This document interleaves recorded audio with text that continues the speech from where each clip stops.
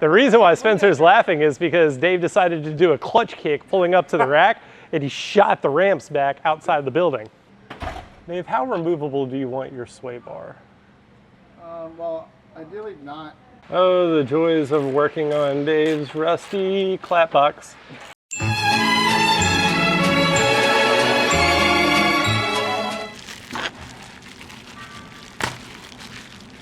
Good packaging is always annoying. Yeah, you like his oily goodness under there? That's how Tell me it's got a bad front main without telling me it's got. He thinks that this is rust preventative maintenance. It is, isn't it? Dude, maybe where you're that from. up here is not the oil pan. Why am I looking at this?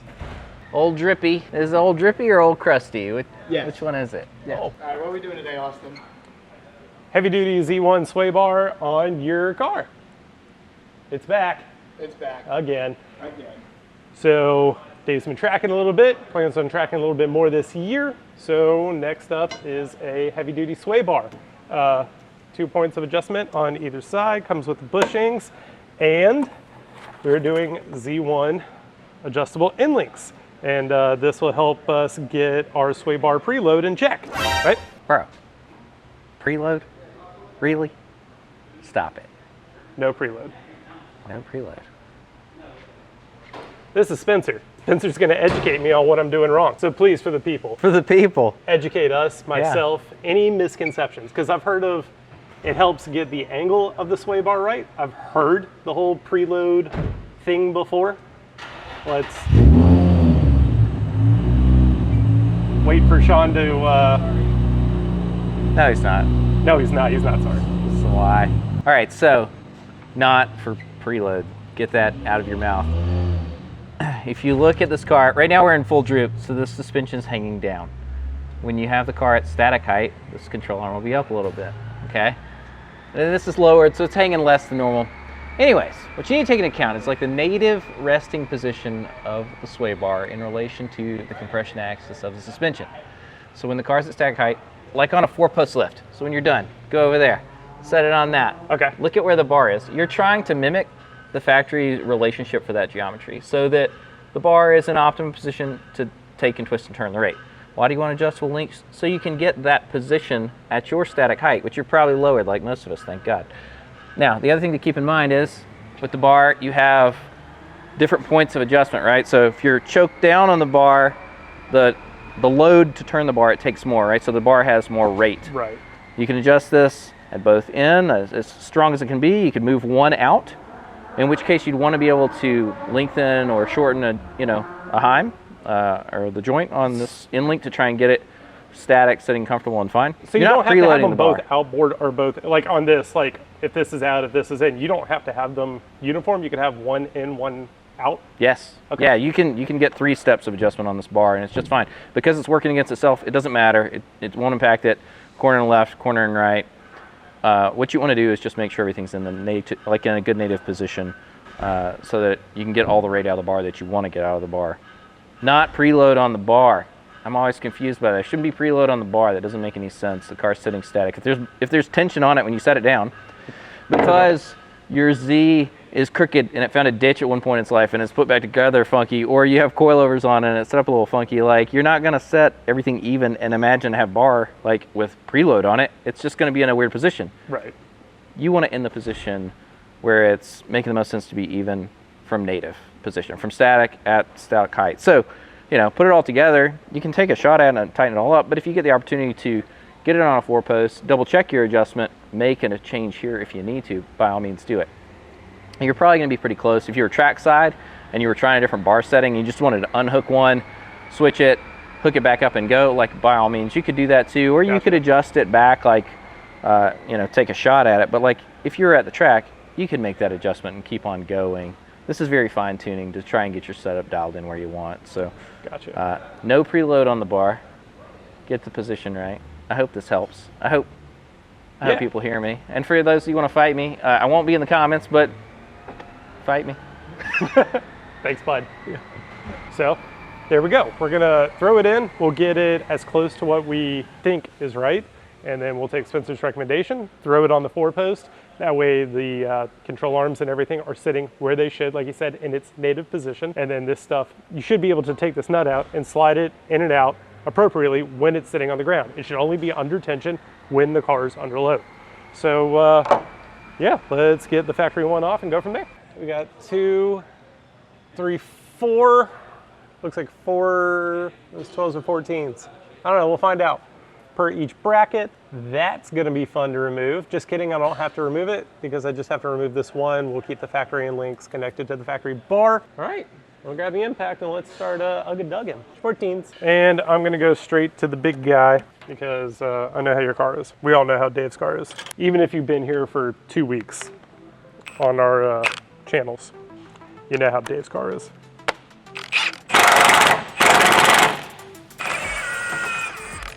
These 14s that we're using, you will reuse. So the 8 we're about to do, 4 on each side, keep those, but the hardware for your end links, if you're doing adjustable end links, you can throw away unless you want to save them with your factory end links.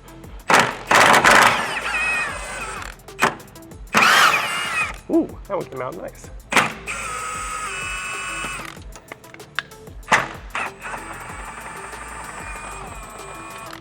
I love having good tools.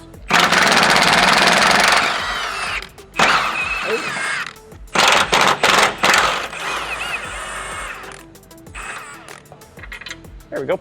All right, and now let's hope, just impact that guy out without the whole thing spinning on the inside. Dang it, 19. Grab my impact. There we go, much better.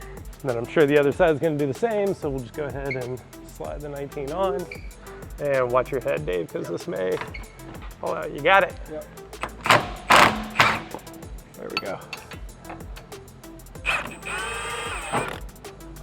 Drop that hardware, and I got you.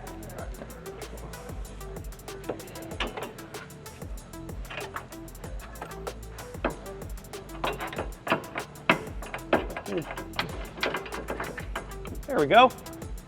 Sweet. And now we need to save the brackets. Boom.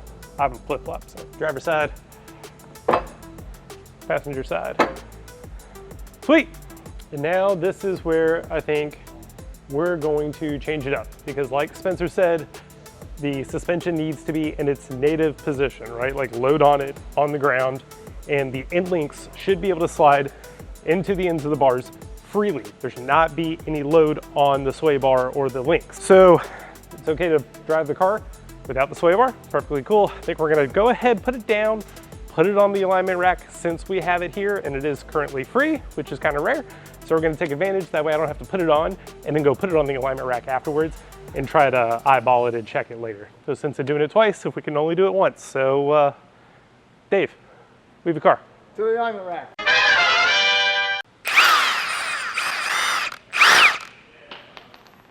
Spencer, are you proud? Who drove it on the left? Him? You know, we should have got that. Saw that? Oh, yeah. The reason why Spencer's laughing is because Dave decided to do a clutch kick pulling up to the rack and he shot the ramps back outside the building. Way to go, Dave. All right, so native resting position perpendicular to compression axis. So compression axis, bar sits here. And link should be able to slide in and out of the hole. When you want to put stuff down on the ground, but you don't want to, like bend all the way down, so you just pull one of these. Dude, that would hurt my shin so bad. The good thing about this is I'm not too worried about it because the nuts that we provide for these end links have the little nylon lock washers built into them. So you can only thread them on so far before it starts grabbing. So I'm not really worried about them backing out at all. We'll just do it by feel. So first thing we got to do is get the bushings on, get them lubed with the brackets, and then we'll mount the bar up, and then we'll figure out the proper length of our end link and go from there. Grease inside, outside, both. I normally do both, Just both? Just but really, this is what really matters. the inside? Okay. Yeah, technically, the outside isn't moving. Okay.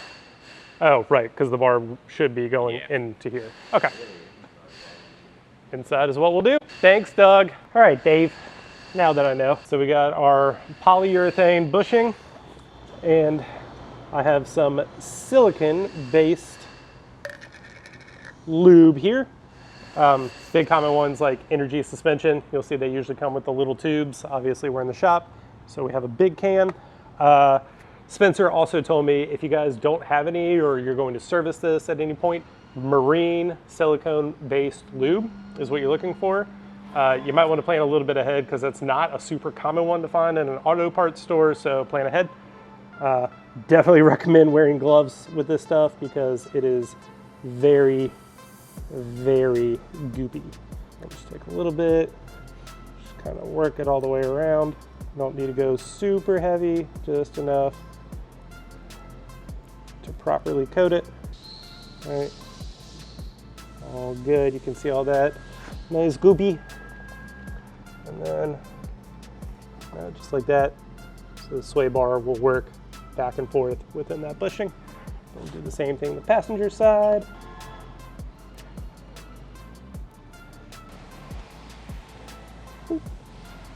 Bingo. Now our brackets. Yeah, a little bit of force. There we go. It is a tight fit. So that's what it should look like. We'll get it all the way up against this stop. Do the same thing on the other side, and then we'll be good to mount her.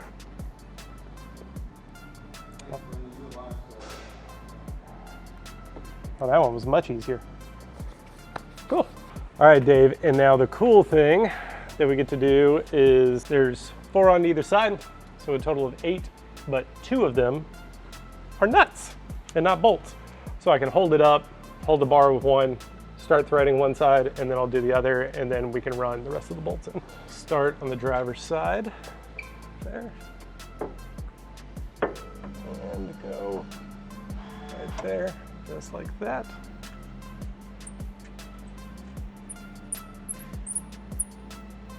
Just get it up there enough just to hold it in place. Now I can clock that guy up there.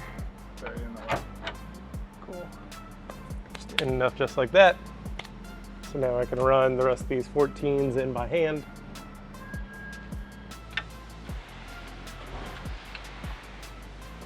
I can always just kind of put them in with hand tools, make sure they're going in right before I use old big impact guy. Oh, Lugga Dugga? Yeah. All right, let me get a ratchet and an extension and snug these guys up by hand. I don't want to mess something up.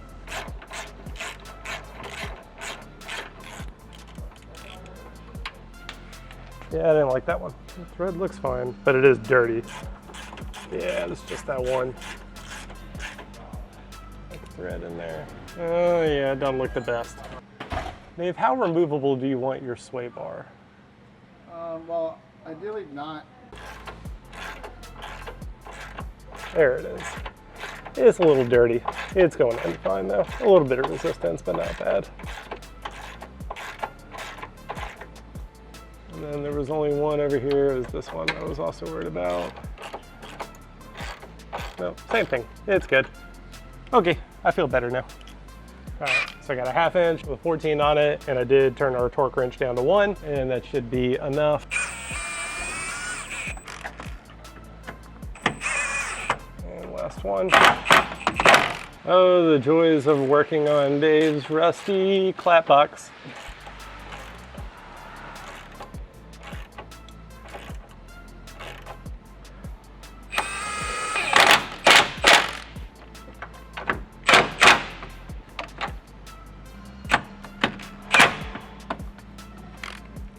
And that guy. Sweet.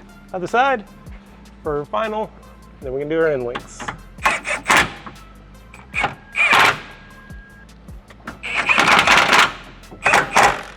Sweet. End link time, which you can see how close these two would be.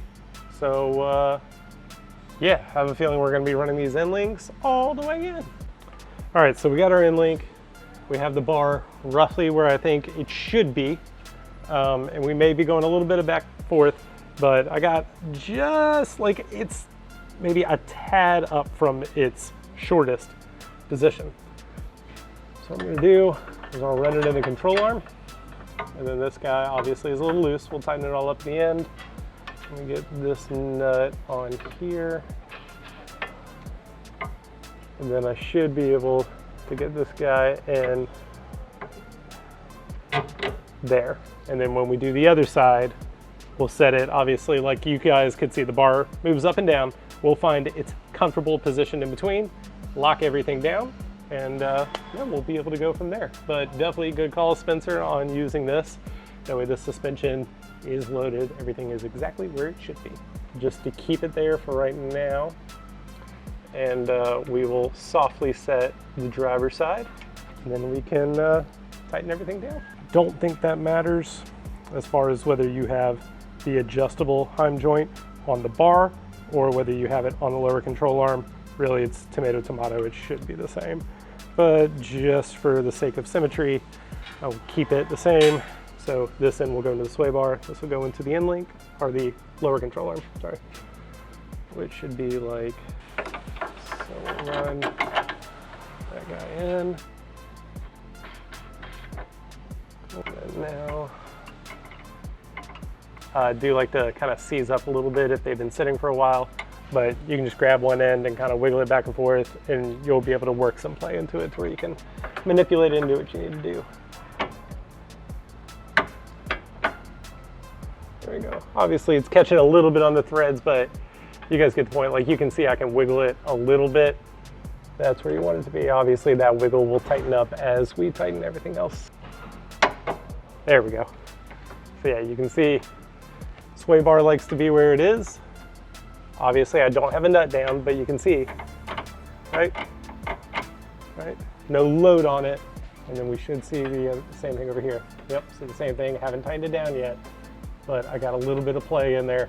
So that's where the bar wants to sit with load. We'll tighten everything down, it'll snug it up, but then as Dave drives the car, as it corners, then the sway bar will do its thing, but when it's in its neutral position, it should be, you know, kind of unloaded, so to speak. So now I need my 19 for these big Mamma Jamma nuts and a 17 mil to hold the rod still while I tighten the 19 mil nut down. And 17.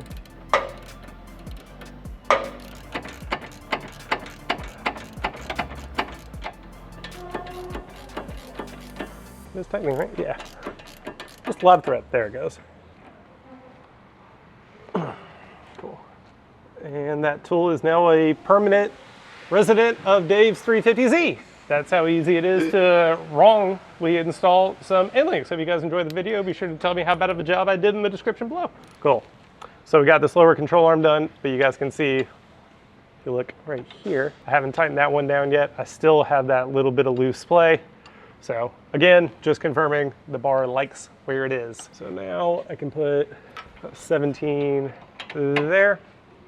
And this one's going to take a hot second. Yeah, this is an 18 too. They're the same size. Oh, okay. It was. Oh, Dave, I scratched it. You picked it up in clear daylight and you scratched it.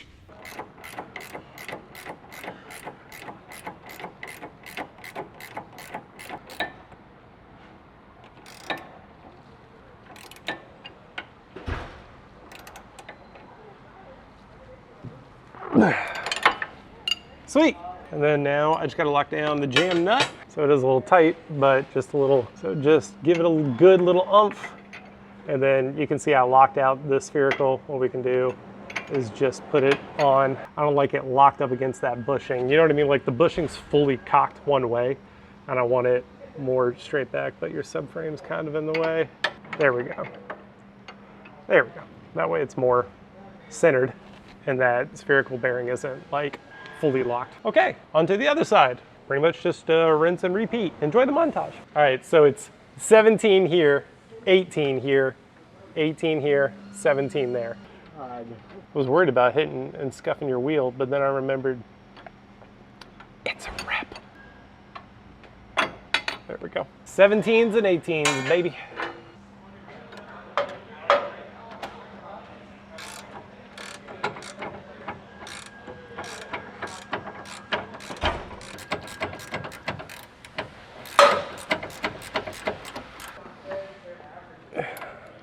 Okay, that's the bottom one. I already locked down the jam nut and centered out that, so I just gotta do that guy, which you can see we still have movement, so we're good.